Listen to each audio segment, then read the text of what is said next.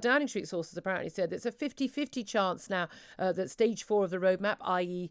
getting back to normal life on June the 21st, could be delayed, pending more data about the spread of the Indian variant. But of course, every front page today is full of this news of 0 deaths from COVID being announced yesterday. Now, there's one date back in last August where, after you sort of rejig the figures, was also a 0 deaths date. But basically, for all intents and purposes, is the first date across the UK, 0 deaths. Now, not on a Sunday or a Monday bank holiday. This is already on a Tuesday. You'd expect there to be more after the weekend lag.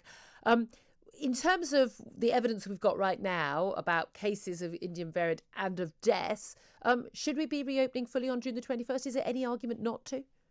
Well, I think we've got to wait until the date that the Prime Minister set to make that decision. There's still a lot of data that we're uncertain about.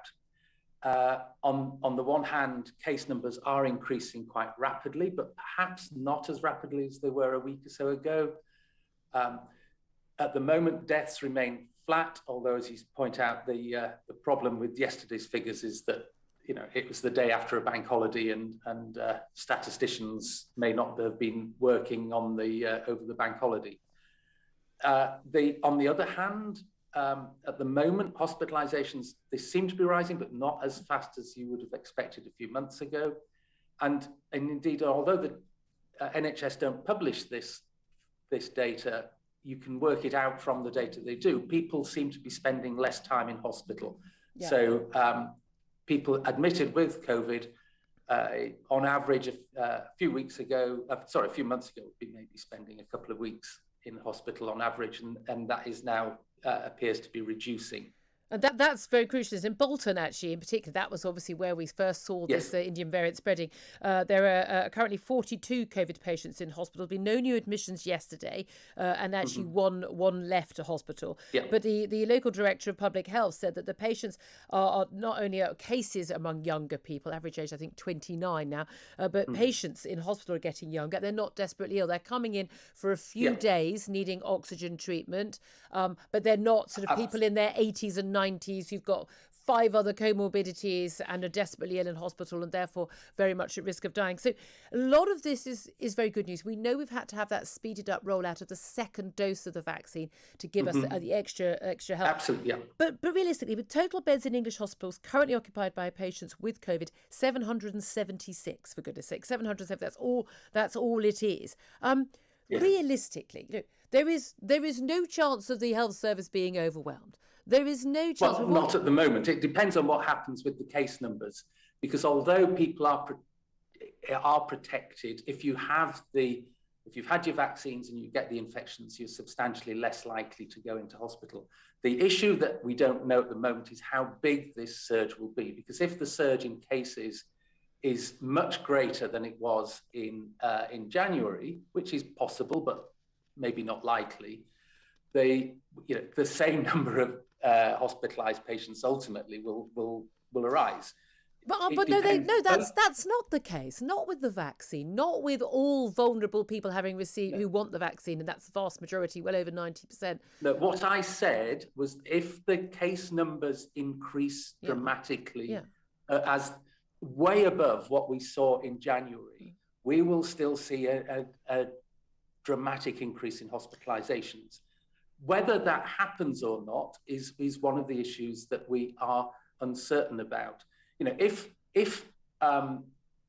because of vaccine, you are 90% less likely to be admitted to hospital with COVID, but we have 10 times as many cases, that is still the same number of people hospitalized. Now, I'm not saying we will get 10 times the number of cases, but at the moment, it's difficult to predict how big this surge will be and how much that will impact on health. Except there is already some evidence, and we know also in Bedford we've seen cases dropping. There's some evidence that it's also peaked and that's good news. in Bolton without extra measures, without extra lockdowns being brought in. We know it's peaked and is already heading down in India as well. it does seem to me that the advice that the government is getting from SAGE, NERVTAG and others constantly is the absolute worst case scenario. We've seen these Imperial models, the Warwick models. We are currently running way below, as in better than, the best case scenario of the Imperial College modelling. They always seem to assume the worst of everything. Now, I understand, when you buy contents insurance or travel insurance, you're assuming the worst. You're assuming something happens terribly and your house is burnt down, or you're trapped on the other side of the world with an injury. I get that. We do plan for the worst. But what we don't do is say, well, we can't go on holiday and we can't buy anything ever because it might be stolen, or we might have a problem with. We don't end and close down our lives because of the risk. We just take whatever measures we can to ameliorate that risk and the damage from that risk. Why are we not adopting the same policy with COVID? You have to. The issue, and what I've been saying for days, is that we have to wait to see what the data is. At the moment, there is so much conflicting data around. There, as you quite rightly point out, there are some very good signs, particularly as you pointed out already about the case numbers declining. And if that continues, then I think we will be in a good place, and we may well manage to ride this third wave in a way that doesn't actually put too much pressure on the health services. I mean, it will put some pressure. There's no way that, increased cases won't translate ultimately into increased hospitalizations. But the issue is, how big will that wave be? How much pressure? And indeed, the other thing is that, which hasn't really been spoken about, is although vaccines don't totally stop transmission, they do push transmission down. They do reduce the R quite considerably. And that will make any other things being equal, that the amount of restrictions you need to control the same sort of infection is less than it would have been without vaccines. So, we are in a pretty good place. And at some point, we do have to say, well, okay, we'll now accept that this disease is endemic in this country. I thought we accepted that last March. We knew that last March. Chris Whitty and last March. I mean, as in March 2020. They said it was going to become endemic. We know that now. I've been saying, and it will at some point. The issue is, how do we get to that point without large numbers of people dying? Well, large numbers of people aren't dying right now. I mean, is it even fair to use the phrase third wave? But we've made this mistake in the past. We haven't made this mistake in the past. From last year was that if you look at today and think, oh yeah, things are going up, but we're okay, we don't need to worry about it. What happens is that you get far more cases, and that extends the pain afterwards, because any lockdown needs to be extended. Now, I don't know. Okay, can I interrupt there? These lockdowns don't need to be extended. It's a political choice. There is no requirement to bring in lockdowns when cases go up. There is no need for lockdowns. We know all the evidence from other countries that haven't locked down and those that have locked down, that there isn't a correlation between locking down and cutting deaths. We know lots of countries. I'm sorry, I don't know where you're getting your peer-reviewed. No, Paul. I don't recognise. I'm so sorry. Then you haven't read around the subject. Sorry, I'm sorry. Professors at Stanford and Harvard and elsewhere peer-reviewed peer-reviewed articles in journals proving again and again and again there is no correlation between locking down and the number of deaths. I just do not recognise what you are saying. I suggest you look at those studies. Valid. How? Okay, it's not me saying this. It's the actual data. But you're saying it now, aren't you? Yeah, that's what you're telling me now. Yeah, there are numerous studies by very eminent scientists at top universities, published in in eminent journals like Science and Nature, that have been peer-reviewed, that have established there is no correlation. I'm afraid you've been misinformed. I don't believe that what you're saying is true. Have you read those studies and you think they're inaccurate?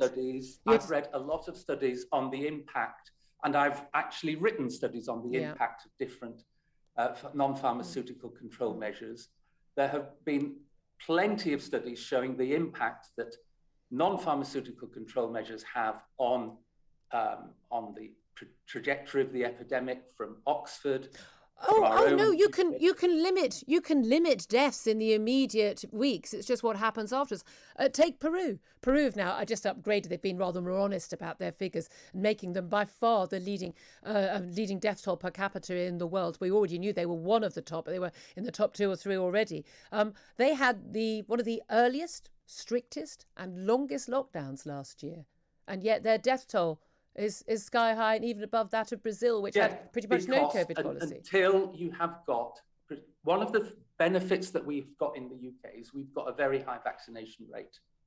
And that is going to give us a huge amount of protection. And providing that we actually manage the next few months, we will undoubtedly get to the point where this disease is endemic without causing huge amounts of disease problems for the health service, without causing increased deaths. But we have to be careful. We have to monitor the data. Yeah. Now, I'm not saying that the decision on the 14th of June will be yes, we have to extend the lockdown, or no, we won't. What I'm saying is at the moment, we don't know what the data will be, what the evidence will be that will inform that decision, because it is still, as you've pointed out, conflicting. There's some very good evidence suggesting that things might not be as bad as we've expected, and there's also evidence suggests that it might be. There's huge evidence. Every single computer model saying how bad it's going to be has been wrong throughout every single aspect of this pandemic. And you say about everyone always talks about being cautious, being careful, but we're not being careful and cautious about the huge other impact of these lockdown restrictions in terms of our long-term health of mental health and physical health, cancer, untreated heart disease, all the other things that are affected. We'll have to leave it there. I hope you'll come on again. I'll send you a link to some of those studies for Professor Hunter.